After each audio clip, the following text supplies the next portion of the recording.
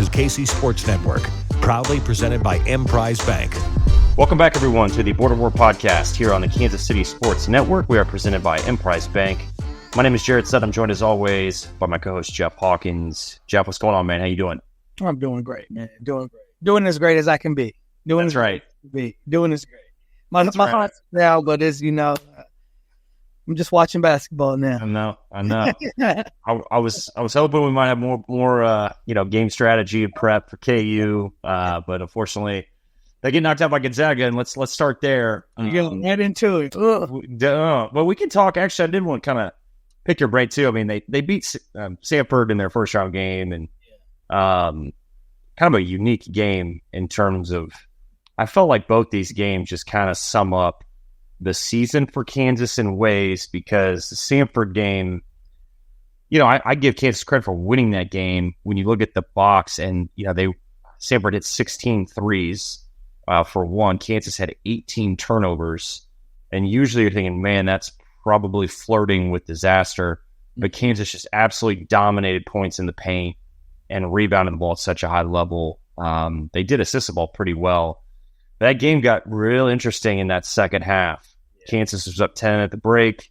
Samford actually was plus 6 in the second half, and ultimately Kansas is able to pull out the win. I think a game where you look Hunter Dickinson with 19 and 20, what a day in terms of coming back from an injury, playing in the tournament, and just putting his best ball out there.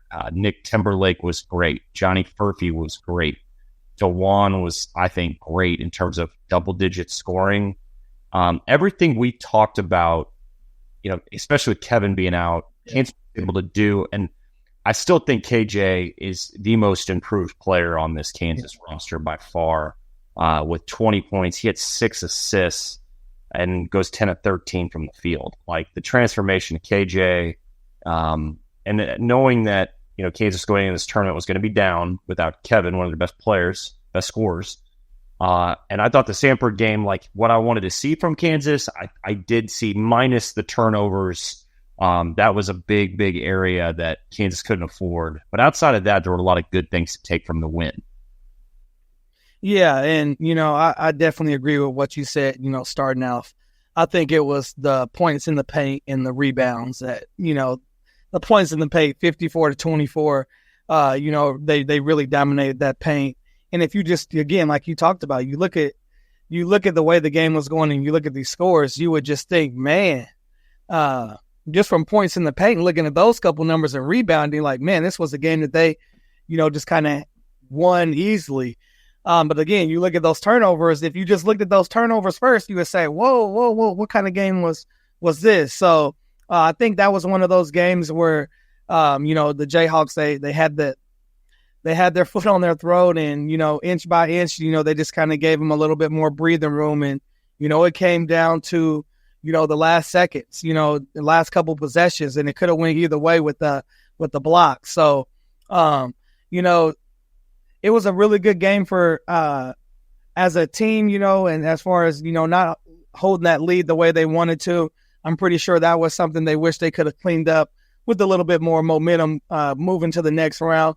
But, looking at, 5 starters in double figures, that's what you want to see. Good balanced scoring, and, what you mentioned again with KJ, most improved for sure. I definitely would stamp that. He just put his obviously you can't knock Hunter's 18 and 20, but I think what KJ's been doing for the team late, especially since Kevin's been gone, I really think that, these last couple of games, he's really showed that, he could, take more load, put more weight on his shoulders and help carry the team a little bit more. So really was proud to see KJ contribute the way he did in the game like that. But I was really excited for 2 guys, Timberlake and Furphy. Obviously wanted to see how Furphy was going to come out in that game. I wish he would have shot a little bit more. He only shot 9 times, ended up with 16 points, but I wish he would have been a little bit more aggressive, just getting his mojo even more ready for the next round. But you got to be happy for Furphy coming out, especially with the game that he had, 2 points prior to that. So you got to be excited to see you had to be excited to see what he was doing on that front. And then again, if you add in Timberlake, what he was doing, just shot the heck out of the ball, was really aggressive, got to the free throw line. It's kind of what I think it was, more of a coming out party for him. And I thought it kind of reminded me of when Malik Newman was taking fire in the NCAA tournament as well too. But, for them to kind of, I think, lose a little bit of that momentum with that lead and, not just really go into that next round with a high mojo, I think that didn't play in their benefit. Yeah, there's a couple things, too, that kind of jump at me of why this kind of was a game. Was Kansas, only shooting 50% at the free throw line in the second half. They were 8 of 16 at the line. So, didn't make free throws, the turnovers. Now, points off turnovers, Samford was plus 8 points off turnovers, which I thought, you think you turn the ball over 18 times, that number might look a little worse than that, which makes me think, Kansas, hey, turn the ball over, get back, get a stop, don't just give up an easy one. But you mentioned Johnny Furphy, and when we talked last week before these games started, and knowing what Johnny, showed in the Big 12 tournament, and just kind of knowing that the pressure was on him with Kevin being out, I think the thing that stood out in the Samford game was the fast break points. Kansas was plus 11. Johnny Furphy, in terms of fouls drawn, he drew the most fouls of anybody for Kansas. He drew 8 fouls. So what that says is the aggressiveness was there to attack and try to get to the rim, try to get to the free throw line. And I'm with you. Like, I'm always kind of been like, man, Johnny, he's got to shoot the ball more. That's just not in his nature. Yeah. But the fact he came out and had 16 and 8 in the first matchup was a great sign. So Kansas gets the win against Samford. They move on. They face Gonzaga. And look, I saw Gonzaga out at the WCC a few weeks back, and there's no question that they're playing their best basketball at the right time. And big reason why is like point guard play and more. This was the matchup in terms of Ryan Nebhart against DeJuan Harris. Mm-hmm. And because those are two experienced point guards that are both pass first point guards. And then you look at just kind of how these teams match up. Like, Gonzaga doesn't play a lot of guys. Their bench isn't that deep either.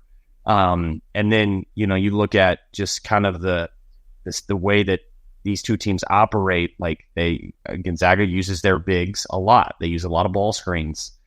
Same thing with Hunter.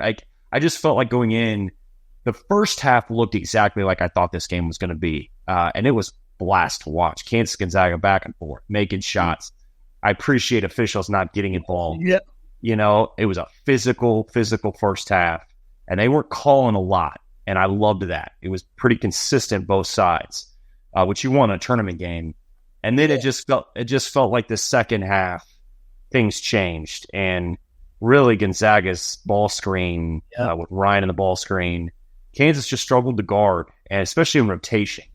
Help side, when Hunter's off the floor, or even KJ's off the floor, like, they can't be on the bench that long just because Ryan Nembhard kind of picked that apart in terms of making the right read. I felt like he made every right play in the ball screen in terms of like keeping his dribble alive, making the right pass. He's not, didn't really score the ball that well. And then everybody kind of followed suit around him. And then Kansas just couldn't buy one. Just couldn't get it going. And it felt like it was just a wave that Kansas just really couldn't muster to get back in the game.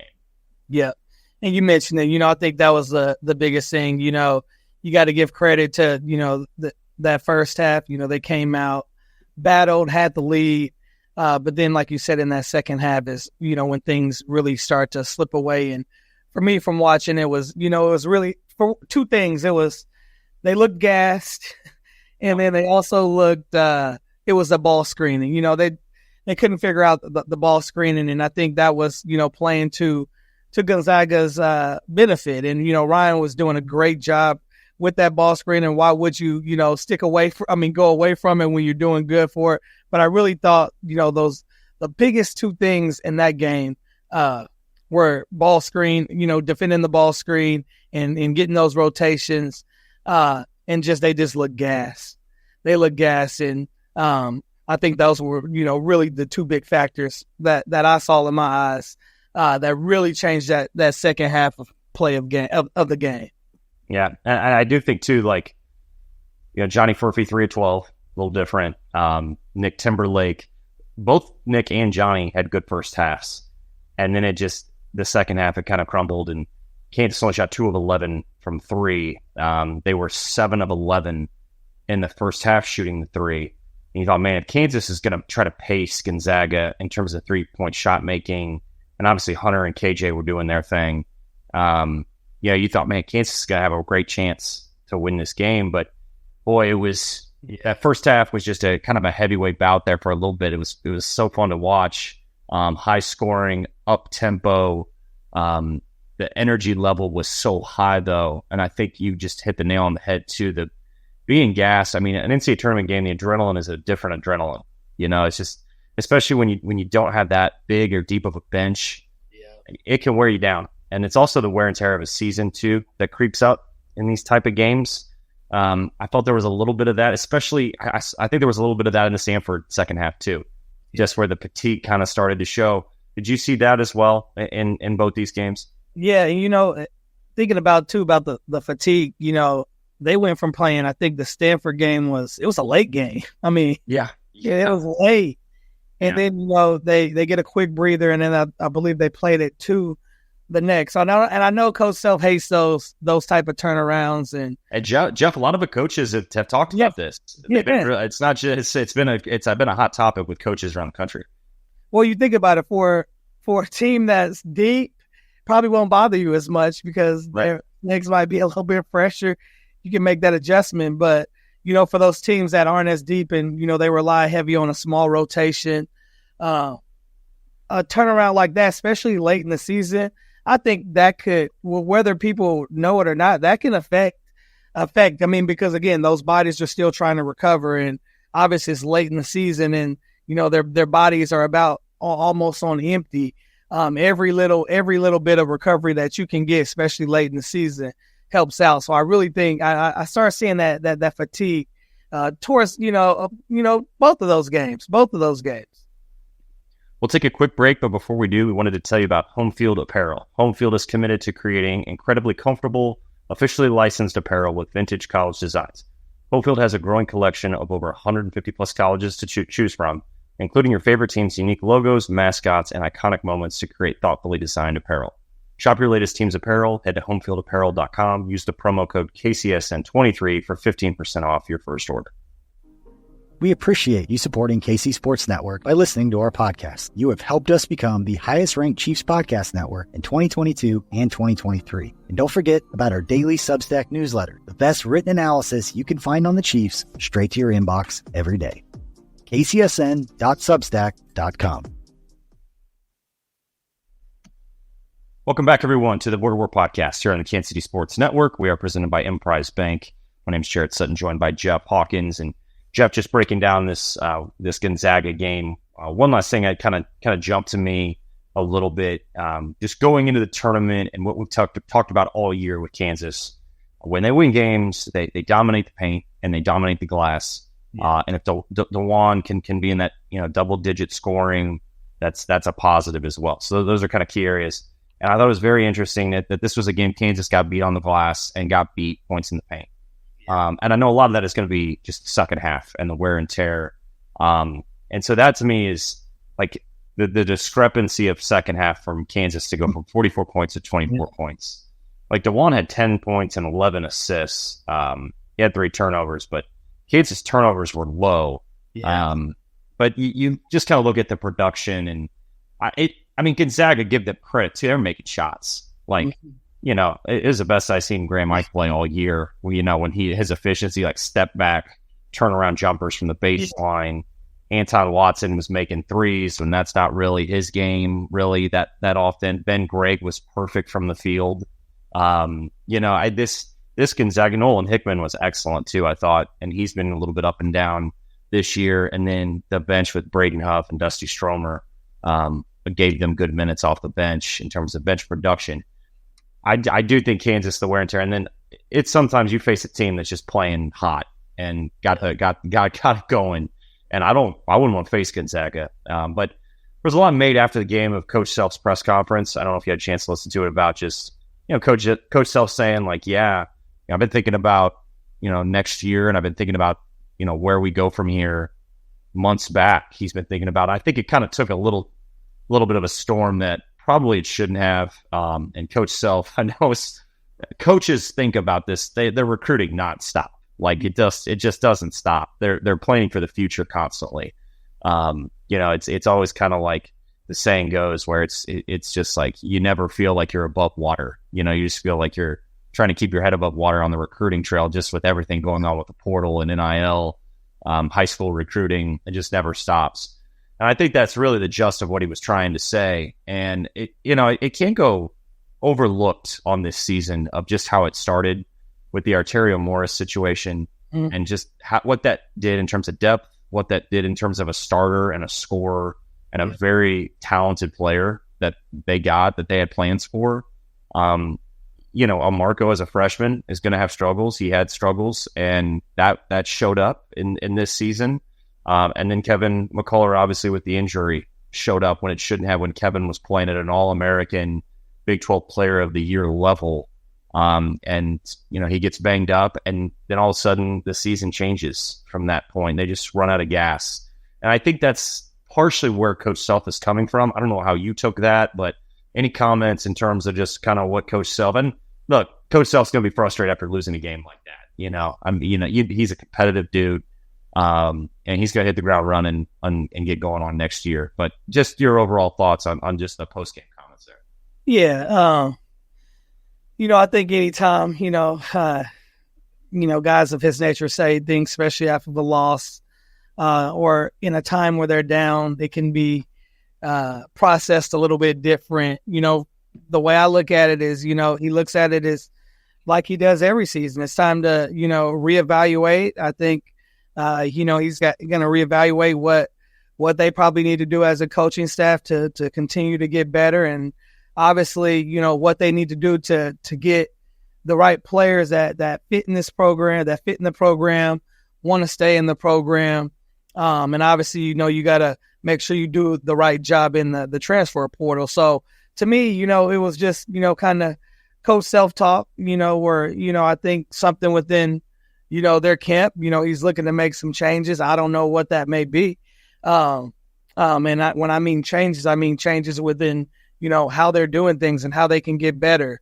I didn't take it as anything crazy, but just as, a coach that is very competitive, and you can see it. But I think, that's a lot of that competitiveness coming from him. And, he really thinks that they being down and not having McCullough and still having that roller coaster season, like Coach Self thought we should have won that game, and it shouldn't have gotten out the way it did, no matter what excuses people try to make, whether it's, Kevin's not here, it's late in the season, guys are tired, because he'll sit and tell you everybody's tired, everybody's body hurts. So I think it was, more that competitiveness juice that, he really thought they could have won that game, or if they didn't win that game, it should have been a little bit tighter, and it slipped away a little bit more than probably what they wanted to.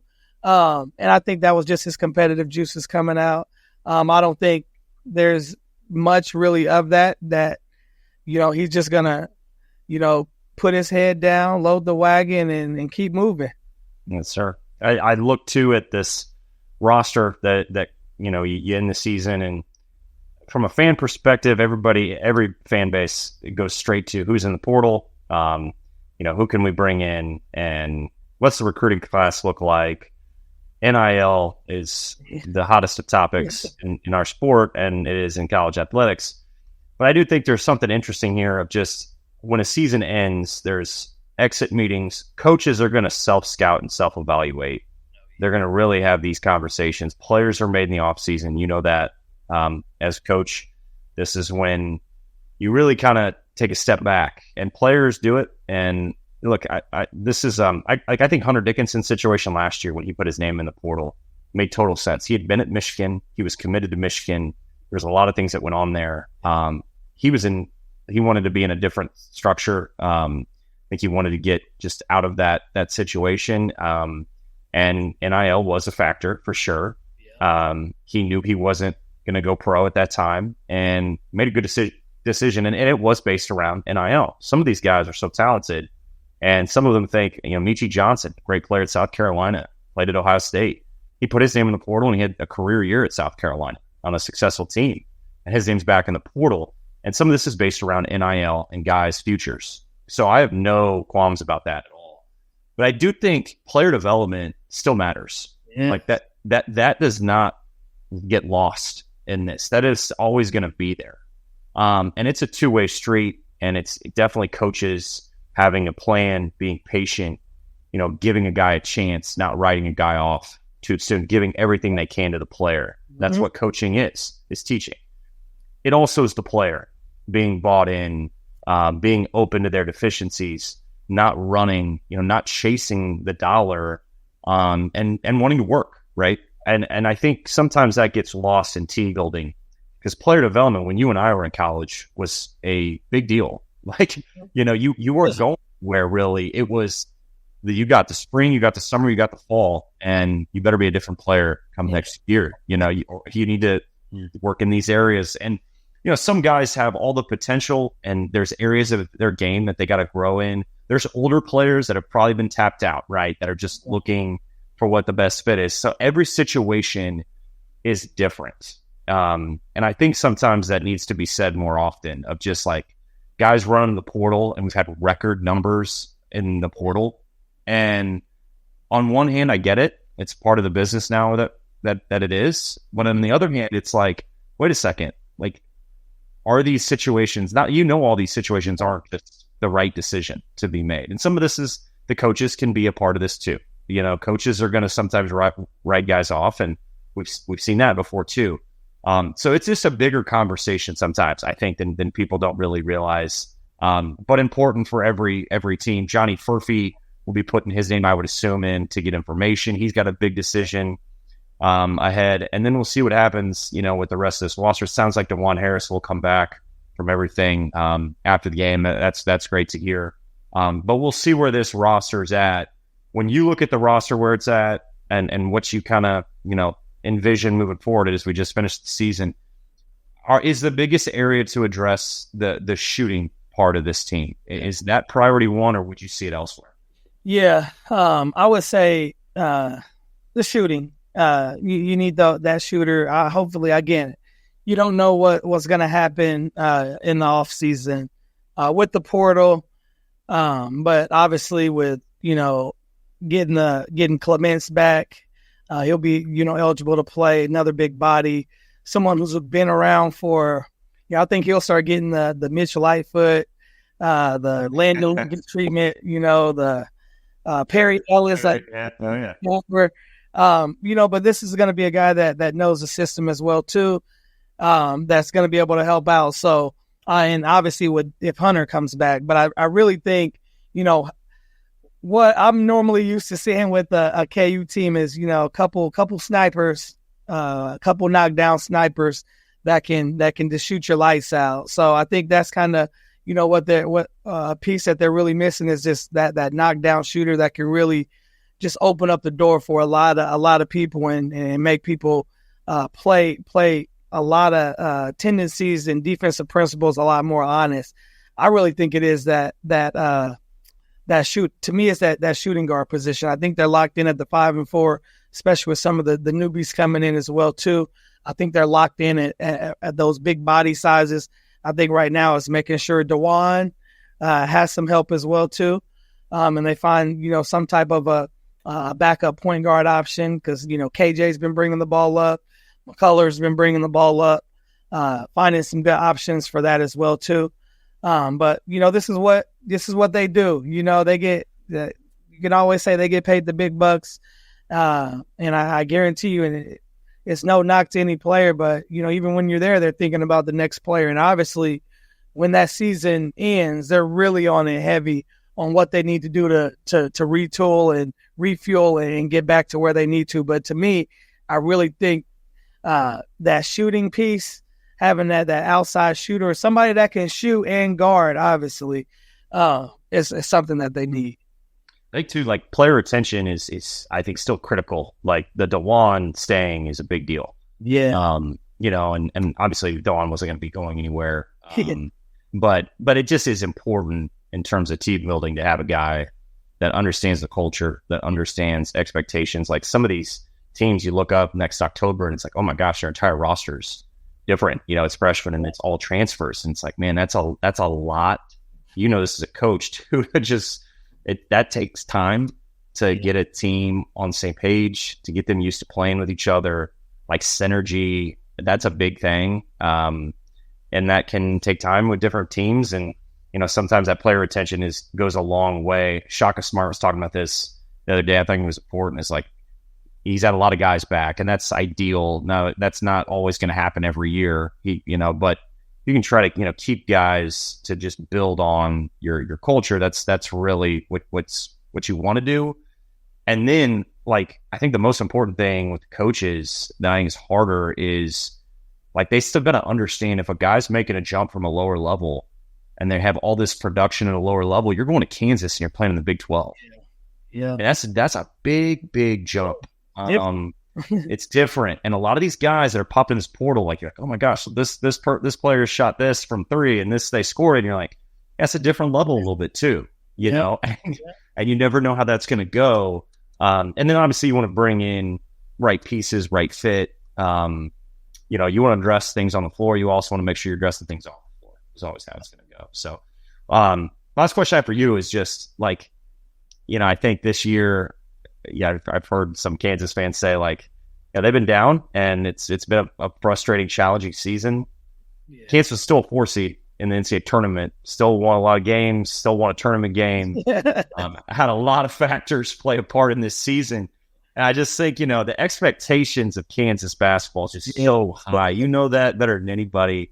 And I just have to laugh. Like, other programs, man, they dream of a 4 seed and getting in the tournament. I know it's not what Kansas fans want to hear, but ultimately, there are better days ahead for Kansas basketball for sure. Yeah, a lot. Yeah, there are a lot better days. And to me, from all the circumstances that they had to deal with this season, and where they ended up, I don't think at the end of the day, I don't think anyone's surprised. There are people trying to write them off in the first round as well too, because they were so down and didn't have McCullough, and Hunter's coming off of an injury and still trying to develop a bench. So I think still the way they finish, and obviously these Jayhawks, it's all about winning. It is winning, and they won championships, and either they want a Big 12 championship or they want the national championship, and or both. And obviously when those things don't happen, they can sometimes get a little bit anxious. But I think this team, obviously there's better days. Next year's team is going to look a lot different than this year's team. And obviously, knock on wood, you hope that they can stay healthy and not have to deal with any injuries. But yeah, it's KU basketball. They're still going to attract the best. A lot of, 90% of the kids, if offered, would, want to probably come there. So, they're still in a good spot. They're just going to have to, retool, go back to the board, some things that didn't work this year, Coach Self's a big on, turning negative into a positive. That's one of the things I've learned from him, and I've, keep in my life and teach to my kids, teach to my players. I think that's the same way he's attacking it. He's going to find out what those negatives were, figure out how he can turn those into positives and just keep moving forward. But I think there's better days looking ahead for the Jayhawks for sure. Yeah, Bill Self, best coach in the country, and definitely a guy that's going to take this season and apply it to the off season. So I'm excited. I know you are as well. See where Kansas goes from here. It is in many ways the portal right now. It's like free agency. You said something about the portal. I was like, say something about the portal. Yeah, exactly. The portal's like free agency, and it keeps fans engaged in college basketball and college athletics in general. So that is the positive to it. And every team can change in an off season now with where things are at. It doesn't take much. So we'll have more. There's a chance we might be kind of breaking it down as we get if we get some signees and some movement in the portal. There's a chance, but if not, Jeff, it's been a great year, man. Always love breaking it down with you. As always fun, especially talking to a guy that kind of set the set the standard at Kansas and knows all too well what it means to win at Kansas. So appreciate your insight as always this year, brother. I appreciate it, man. And it's always been a pleasure. And, I'm just looking forward to, continue this on. Yes, sir. Well, we'll be in touch. In the meantime, thank you for listening. And until next time.